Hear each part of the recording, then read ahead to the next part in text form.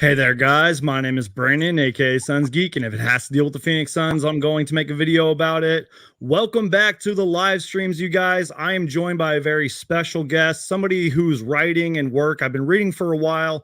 I really like his stuff. He makes great Suns content for Valley of the Suns and for Nothing But Nets. I'm joined by Collin Helwig. Colin, how you doing, man? I'm doing good. Definitely happy to be here. Definitely been interesting last couple of months covering both the Suns and the Nets. Yes, But sir. October's tomorrow, and that's the same month the NBA season tips off. So looking forward to getting into that. Yes, sir, man. I am so excited. That's why I'm going to try to bring back the live streams on this channel.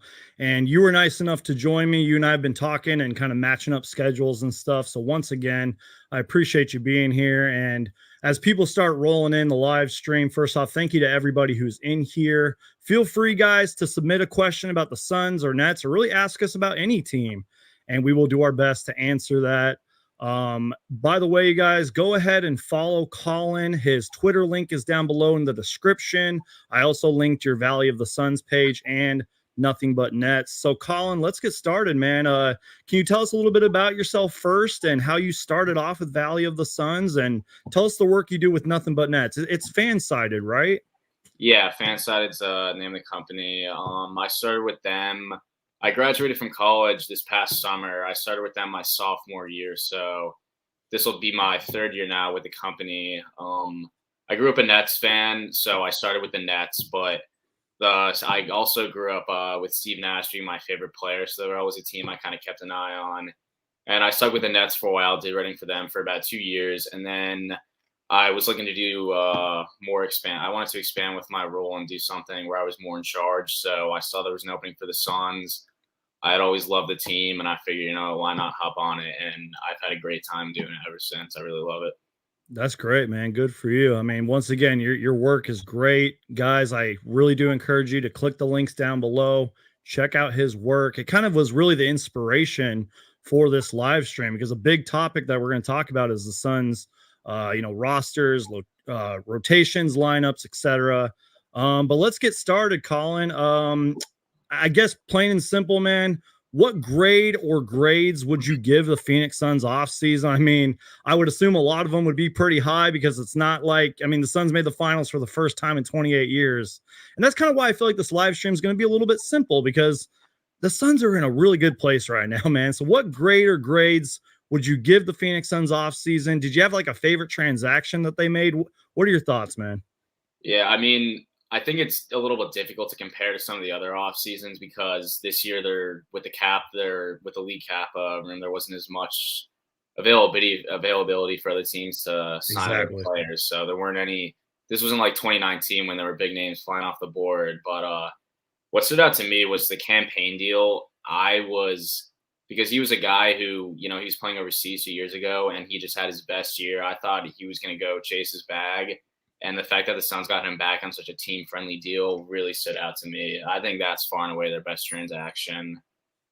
Beyond that, though, I would say I think a lot of people hopped on the Chris Paul deal a little bit too early, and they saw the 4 years and the money and freaked out. But the way they structured that was really ideal for a guy where you want him locked up in case it's incredible he's still playing this well at his age, but in case he does pan out well for 4 years, you want the ability to say, okay, he's still our guy and we're going to pay him. But if not that, I think it's partially guaranteed the third year. I know the fourth year they have a team option. So I'm glad they kept the longevity for that. Not a big fan of Elfrid Payton. A couple months ago, I tweeted that. I said, say what you want about his offensive capabilities. And then I said, but, he can play minutes if he needs to. Like, he's not some guy who's going to be scared coming onto the court. And Nick's Twitter ripped me a new one. So those Knicks fans are passionate, man. They are passionate. That they are. But I want to be clear that I'm not a Elfrid Payton guy. I think he's fair to replace what maybe Javon Carter did because he's a defensive guy who he can stretch the floor at least. I'm not too high in his 3-point shooting abilities, but I don't know. We'll see how he does. Yeah, I've had a few Knicks fans in my comment section, and they are not happy that we got him. But yeah, I mean, I think that those grades and those opinions are fair. we'll have to see what happens. We are going to talk about Elfrid Payton a little bit, like actually probably in a little bit here, because like he was somebody I wanted to talk about. First off, big shout out to my guy Romp 2.0. He makes great NBA content. He's a big Sixers fan, and maybe we'll talk about the Sixers later, man. But go subscribe to Romp. A lot of you guys already know who he is. Shout out to my guy Super Mario Hoops 24, another great NBA content creator. And thank you to everybody who's in the live stream right now. But yeah, so I kind of mentioned this earlier, really simple live stream. I kind of feel like this is a simple conversation, but I still want to dive into it. Let's start with the Phoenix Suns starting lineup. Obviously, Chris Paul, Devin Booker, Mikal Bridges, Jay Crowder, DeAndre Ayton. So I guess really the question I want to ask you is, do you think over time could Cameron Johnson maybe get into that starting role? Because if I remember last year, Dario Saric would start certain games. I think every time we played the Sixers, he would start. Mm-hmm. And I want to say Cam Johnson started a fair amount of games. I don't really have a number on that. So I guess really, is Cam Johnson going to start some games this year? What do you think? Yeah, I know there was a stretch definitely in the beginning where I think he started at least 7 or 6 games. And, it's weird because that forward trio of Bridges, Johnson, and Jay Crowder at this point, I'm a little bit higher on Bridges than the rest of them just because of his defense. But yep. I think any of them, like they could just be like a carousel at this point. I think Cam Johnson really stood out to me, especially with his play during the finals. I was really impressed for how he played as a second-year guy. He seemed to just always bring a pop off the bench. So, and because Jay Crowder, especially Jay Crowder, he's the guy who kind of like lives and dies by the three. If he starts out of the gate, I definitely could see them maybe throwing Cam Johnson in for 2 or 3 games, and if it goes well, ride with it. But it's I think it could definitely be a toss-up and flip both ways as the season progresses. And I think that's what's so exciting about this team. Even our team last year, man, is we're so versatile. I mean, Cameron Johnson is ahead of his time. I'm not just talking about his age. I think he's a really solid defender. One of my best videos I've ever done is about his potential on defense. And I know he's been working during the offseason. I know the whole team's been working during the offseason. I think he said a quote, I'm paraphrasing here, but I think he said he learned more about defense in the playoffs or finals than he did like throughout the last 2 years. He said something like that. So I could really see Cam Johnson sneaking in there. And I want to quote you on something that you wrote. You said, "You don't mess with success. So I'm sorry, I totally butchered your quote. You don't mess with success. So this coming year starters warrant very few changes. The way I look at it is if it ain't broke, don't fix it." But let's talk about the bench. And that kind of ties in with Cam Johnson a little bit. Cameron Payne, 6th man. That's probably fair, right? Landry Shamet, one of the newest additions. Cameron Johnson, I don't really know how to play. I'm not really saying this in order. I'm just kind of going down the list. Yeah. JaVale McGee, Jalen Smith is kind of a hot topic, and we're going to talk a little bit about him in a little bit. But would you agree with that next unit coming off the bench? Yeah, definitely. I think that it's almost a little bit weird because if you look at like Cam Payne is the 6th man because he's probably going to provide the most pop off the bench. But if you look at like definition of 6th man and what it really is, that like a guy who could start if he wanted to, that really is Cam Johnson. And I think, but I think both him and Cam Payne are going to be guys that contend for 6th man of the year, much like you saw Clarkson and Ingles do for the Jazz last year. But yeah, that sounds like a solid secondary unit. I really feel like it's going to be Cam Payne, Cam Johnson, 6th, 7th man. Pick your poison. They're going to be solid for us. And I agree with you when we were talking about Cam Payne's contract. I think, and really Chris Paul's contract too, I think people just kind of get intimidated by the numbers. Don't get me wrong. I do too. But like Chris Paul's contract is great. And Cam Payne for those numbers, what was it, 3 years, 30 mil? Yeah. That is a steal, especially look at like 2016. Remember that when all these guys are getting signed for insane numbers and some of those guys aren't even in the league anymore. It's like that was a steal.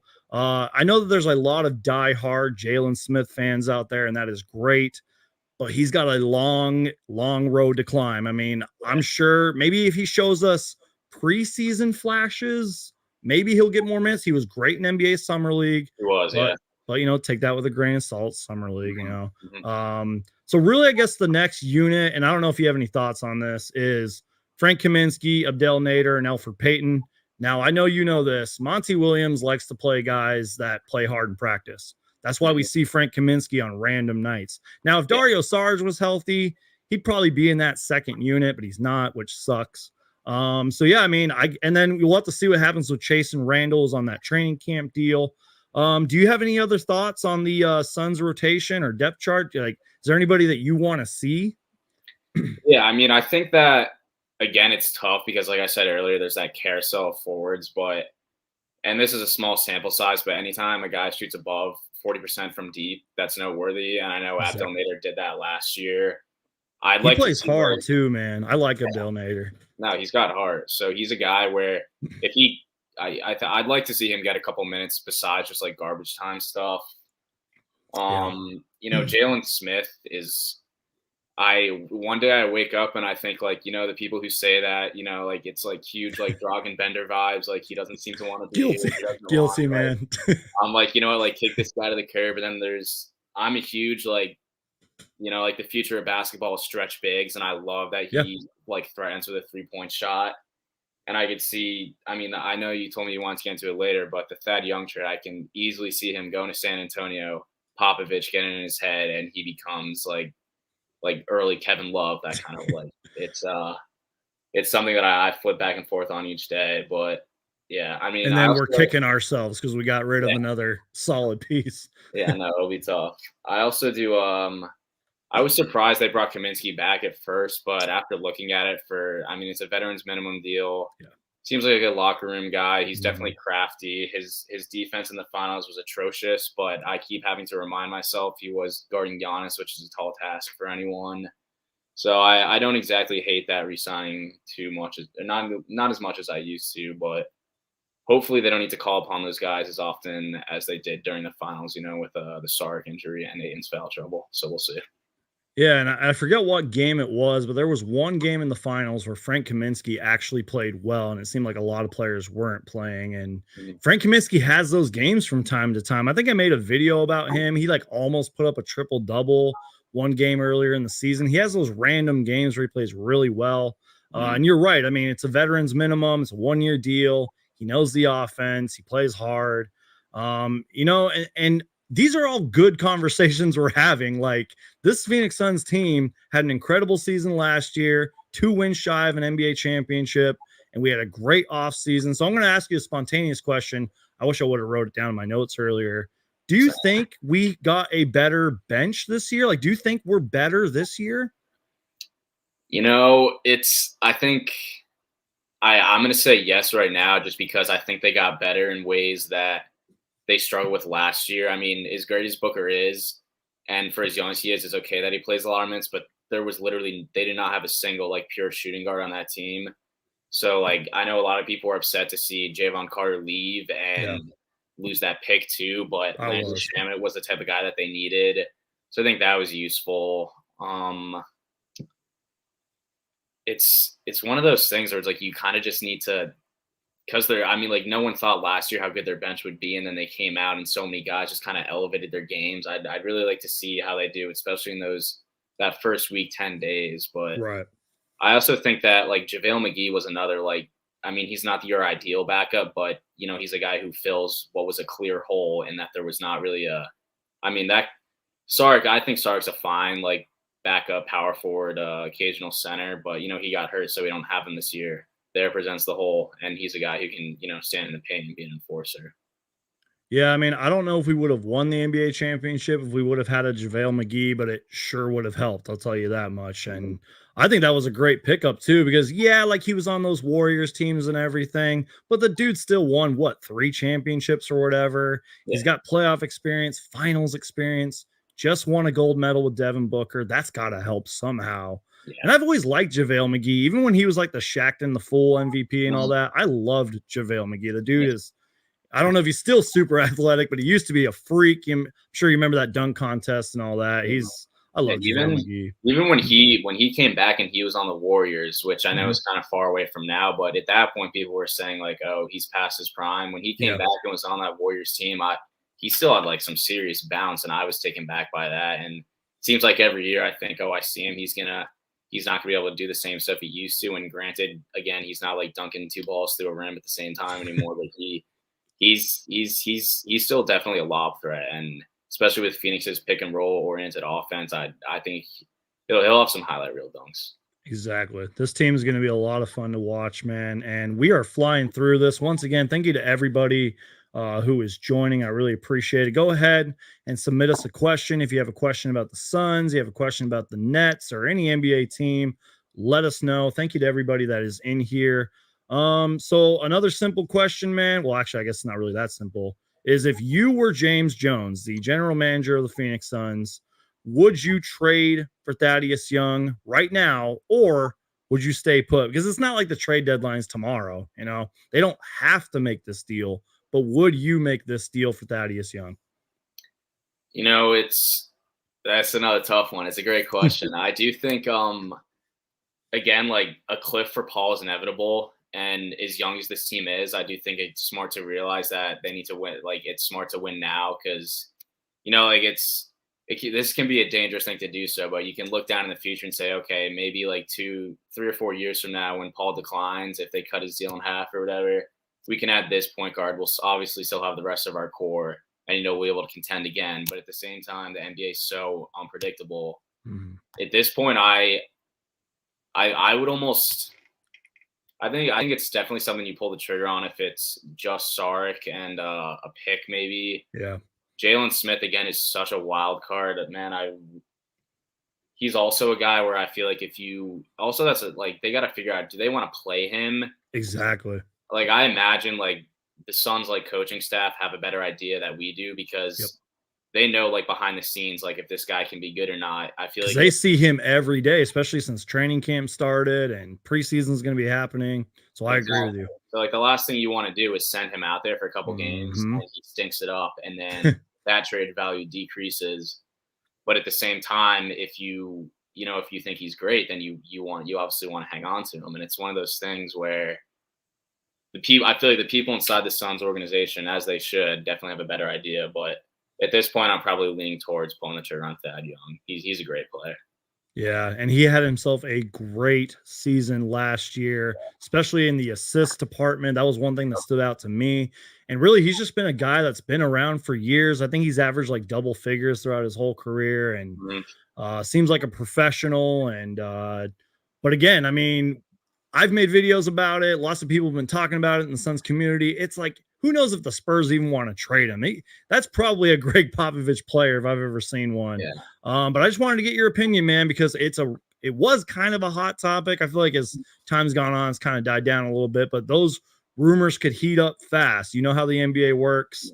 And I agree with you. I mean, you obviously know the history of the Suns the past 10 years hasn't been pretty. So yeah, win now. Get the players that are going to win now. And we already talked about Jalen Smith. I feel bad because I feel like I sometimes pick on Jalen Smith in my videos, but it's just unfortunate circumstances that he's in, you know, and unfortunately he went to a team that just went to the NBA finals.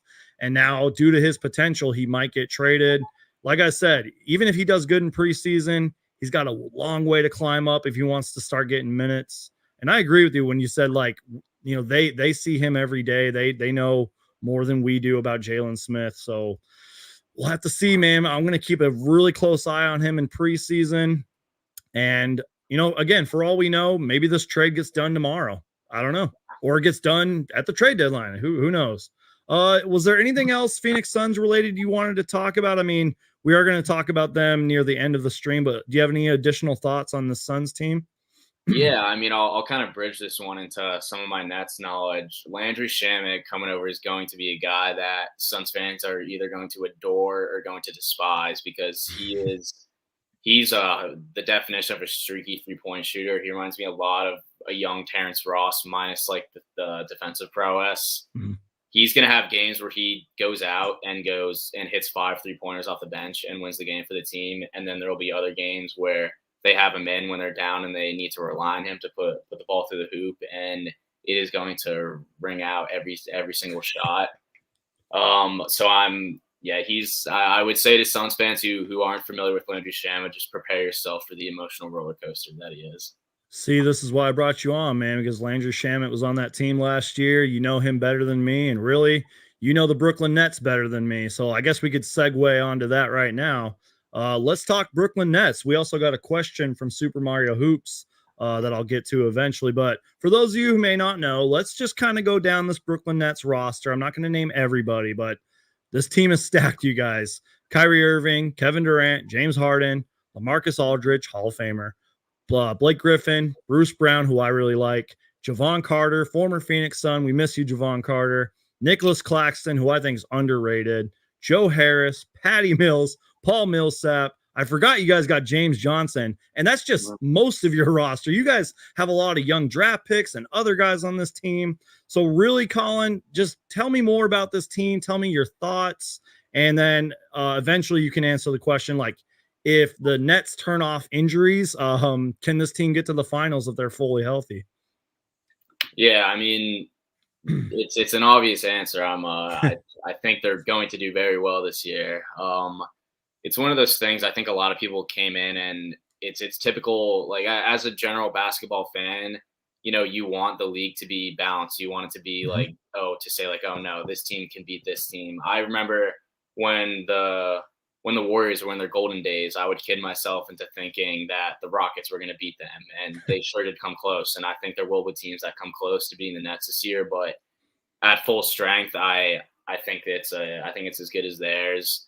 Like knock on wood, of course, but I do think one team out of the East that worries me a lot is the Miami Heat. I think they're super underrated. I think they not only beat the Bucks in the playoffs next year, but I think they make it to the finals and they take the Nets to 6 or 7 games. I think they are an astute defensive team filled with hungry guys. They remind me a lot of the Suns, actually.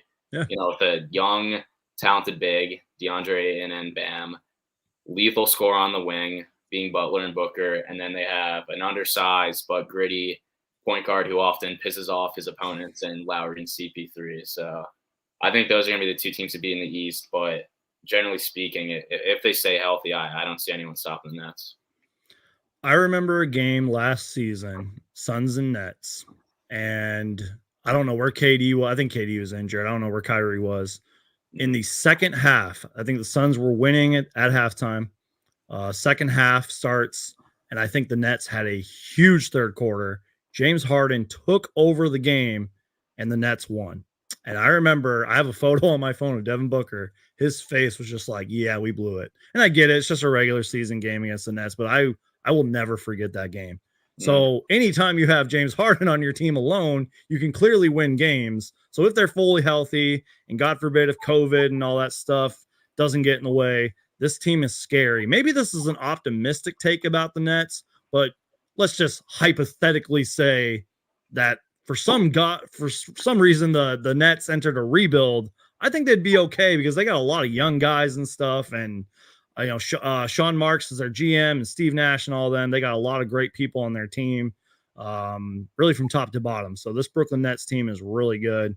I wanted to get a question from my man Super Mario Hoops 24. How does Colin feel about Steve Nash as coach after a down year? But he also had another question that I wanted to get to. So you can go ahead and answer that. But what are your guys' thoughts on the Kyrie Irving situation and James Harden not signing the extension? So I don't know if you want to answer either one of those first. Yeah, I mean the Kyrie situation is about as like crazy as you can expect. He's such a controversial player in the eyes of so many fans. I like if you go on Twitter, you'll hear some crazy stuff, and I'll admit he does get into he does go down some weird paths, I'll say. But he's at the end of the day, I think he's good enough to the point where you just kind of like deal with what's going on. Obviously, facts. I'm almost glad that the league said like if indeed we don't know for sure if he's not vaccinated, it's heavily implied, but like if he does have to sit out all his home games, then it's like I am glad the league said like you won't get paid because he shouldn't if you're not going to do your job. But because then the league's just losing money. Exactly. So. But with Harden, he said I saw a video where he said the other day that he's said multiple times like, oh, like I don't see myself playing elsewhere, but he said, oh, I've never tested free agency before. And I can see like being like going out and wanting to test the waters, even though like saying like, this is probably where I'm going to come back. I see him. I could see him not signing an extension, but I see him doing kind of what Kawhi did this summer, where he does like go be a free agent, maybe takes a few phone calls, but at the end of the day, I don't see him going anywhere else. Exactly. I agree with you about the James Harden thing. And again, a lot of this stuff is, especially with Kawhi Leonard, like a lot of this stuff is behind closed doors. Nobody really knows anything besides like the agents, the team, and the players themselves. And the Kyrie situation, man, I don't really try to talk politics or any of that stuff. Yeah, I just same. try to keep it positive on this channel. I actually kind of think Kyrie's sort of a smart dude sometimes. I feel like he kind of gets a bad image for the most part. That's just my personal opinion. Hopefully things work out and he'll be on the court and we get to see how good this Brooklyn Nets team is. Because I know they only played a handful of games last season. Mm-hmm. And Super Mario Hoops was asking, how does Colin feel about Steve Nash as a coach after a year down? Excuse me. I'll just give my quick thoughts on Steve Nash. I know there's the whole like he didn't really have any coaching experience and he just got the job, blah blah. I'm like, I don't care. Steve Nash is a 2-time MVP. He knows what he's doing. He's a smart guy. Do you have any thoughts on just Steve Nash in general? Yeah, I as a mean, coach? I told you earlier he was my favorite player growing up. That's what attracted me to the Suns when I was a little kid. So it's very strange seeing him, and I love him at the end of the day. But I'm watching Nets games and I'm like pulling my hair out. His clock management was horrible last year. I do think he improved slightly, but I thought at the very least like he had D'Antoni whispering in his ear. I thought that could at least help, but Right. I was pretty disappointed. I do think that there's kind of nowhere to go but up. I think that Sean Marks, though, is the best GM in basketball, in my opinion. Might be a hot take for Suns fans. I do love James Jones, but anyway, with that, I think if Nash doesn't shape up, I wouldn't put it past him yanking Nash out of there and hiring someone else. So we'll see. Woo. Okay. Honestly, didn't expect you to say that, but that's okay. I love the player, but I'm kind of glad you said some of the things you said because at the very end of the stream, we're going to be talking like hot takes, predictions, and all that. So if anybody in the chat has a hot take or prediction, go ahead. Let us go. I mean, Romp 2.0, my boy here says I got the Heat winning it all. He's made videos about them. They're going to be a good team, man. Let's continue on here. Over or under 51 wins for the Phoenix Suns. Now, before you answer, I know that ESPN can be a hit or miss, but they like released some predictions and they said they got the Suns winning 51 games. And I'm like, I can't see that happening because one, it's not a 72 game season anymore. It's 82 games. Two, I feel like this roster's gotten better. We brought back most of our core. I mean, even if we just win 53 games, I'm like, I can't see us winning 51 games. So I got over. What about you for the Suns?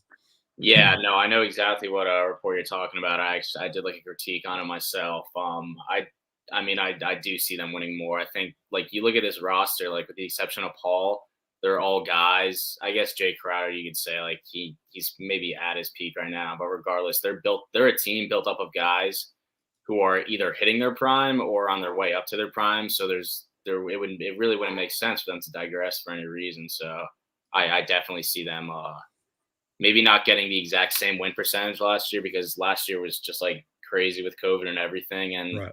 They really I think it was because they had such a strong, like minded coach like Monty Williams. They were able to, stay more of a solidified group than other teams with all that. But I do think they get above that. I see them reaching 50, 57, 58.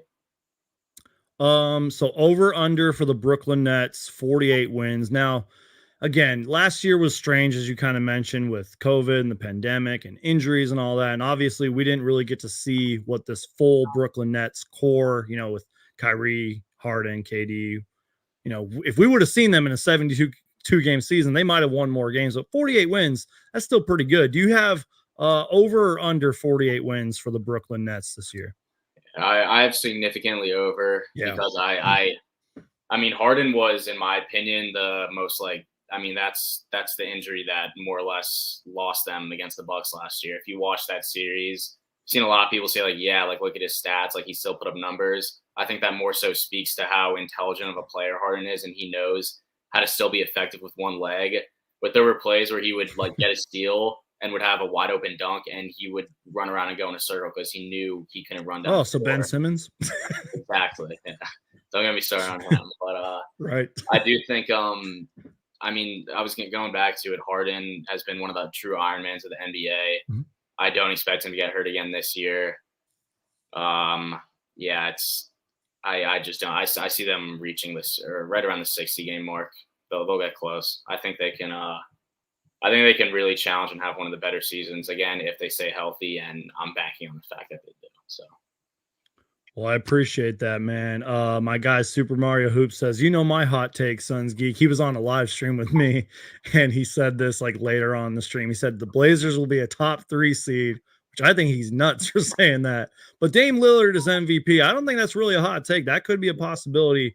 Dame Lillard is just one of my favorite players on and off the court. The dude is super humble, and he's just such a smart guy. I'm glad that he's kind of sticking it out with the Blazers and all that. Yeah. We're going to have to see what happens with that situation. I'm just really excited for the NBA season, man. I mean, sure, obviously the pandemic's still happening, COVID's still a real thing and all that, but I feel like the NBA has kind of got it under control, knock on wood. And I feel like guys have had more time in training camp. We actually had a summer league this year. We saw some insane offensive performances last year. I think it's going to be an incredible season. Plus, it's the NBA's 75th season. I'm a big NBA history guy. If you didn't know that, I love my NBA history. Iverson Vlog says, Suns will win 54 plus games, hopefully as long as they're ready for the playoffs. That's all that matters. We are coming for that championship. I 100% agree. As long as we can get to the playoffs, God forbid there's any injuries or anything like that. My prediction is kind of wild. Floor is 49 and ceiling is at 63. Now, I don't know if he's talking about the Suns or the Nets there, but I think for either team, that might be a possibility. Yeah. Then Super Mario Hoop says, another hot take, Celtics miss the playoffs. Oof. So I guess we could really just end it on that note, man. Do you have any other predictions, hot takes, or really any additional thoughts for this NBA season? It could be about a player. Like, what are you thinking, man? Yeah, I mean, I actually I'm very high in the Celtics this year, and this takes a lot out of me to say that because being a New York sports fan, I normally do not agree with Boston sports fans, but I do think Tatum, he's incredible. I think he really comes into his own. I think Kemba leaving is actually going to do a lot for that team. Not that Marcus Smart is a better point guard than Kemba, but I know Kemba's not really a facilitating point guard. He didn't really help his teammates out when he was in Charlotte. He's kind of just like a combo scorer who is talented, but I don't think he's going to – I mean, Jaylen Brown and Jason Tatum are the two best players in that team. He didn't really set those guys up very much. I think next year, Marcus Smart is going to be that starting point guard, but I think we're going to fall into an offense where Tatum starts bringing the ball up and he more so facilitates everything. And I think I have the Celtics in getting the 4th seed in the East this year. I'm higher on them than most people would think. Most people who know me would think, but yeah, I think they'll do all right. I think that's a fair prediction. Speaking of Boston, I just kind of want to just get your thoughts on this. I have a really good friend of mine who used to cover Cal basketball, and now he's doing other work for Stanford and all that. What are your thoughts on Jaylen Brown, man? He's one of my favorite players in the league, and I guess a reason he is because, one, he's obviously an NBA All-Star, but my friend really opened my eyes to Jaylen Brown and all of his coverage and all that. Are you a Jaylen Brown fan? I am, yeah. I mean, as far as Celtics players go, I'm also having been a Nets fan. I'm very used to hearing Celtics fans bash the Nets out of bitterness about Kyrie, but I think Jaylen Brown's incredible. Even though I wanted they played the Celtics in the first round last year, the Nets did. I was very disappointed when he got hurt. Right. I do think that was a big blow. Yeah, I did a redraft of I forget if he was 2017 or 2016. 2016, if I remember correct. That was the Dragan Bender year. Yeah. So I did a redraft article of that, and I put Jaylen Brown first overall ahead of Jamal Murray, who's another guard. Yeah. Sabonis was taken that year too. I'm very high on him. I think he's great. That draft class, by the way, I feel like it kind of had a bad rep, that it was kind of a weak class, but there are some studs in that draft class, man. I mean, if you watch some of my videos before, a lot of my subscribers know I was a big Dragan Bender guy. I met the guy a lot when he was with the Suns, and he was just, at the time, he was one of my favorite players. It sucks what happened to him. It sucks that Marquise Chris didn't pan out and all that. But yeah, I just wanted to get your thoughts on Jaylen Brown because again, my friend's coverage on him was great, and he does a lot of stuff off the court too for the NBA. He's a really mature professional guy, and Incredible person outside of yeah. basketball. But yeah, man, I think that's about it. I mean, if you have any additional thoughts or comments, that's really all the questions and stuff I had. I mean, I think this was a great conversation. Once again, you guys, for all of you who joined, first off, thank you to everybody who joined us and was getting engaged in the comment section. Make sure to check out Colin's work at Valley of the Suns and Nothing But Nets. Follow him on Twitter. Links down below in the description. Colin, you want to plug anything else while you're at it, man? No, you pretty much said it all. I'm sure you and everyone else tuning into this live stream, you guys are all big basketball fans, obviously. So just enjoy the season. I know I will, and I hope Yes, you guys sir. do. Yes, sir. Yeah. Enjoy the season, you guys. We are almost there. I mean, media day is kind of like an unofficial kickoff for the NBA season. Preseason is going to be exciting. And you guys know you guys can subscribe to Suns Geek for everything Phoenix Suns. If it has to deal with the Phoenix Suns, I'm going to make a video about it. Thank you guys so much for watching. I'm going to click my little button here. We will end the stream, and I'll see you guys next time.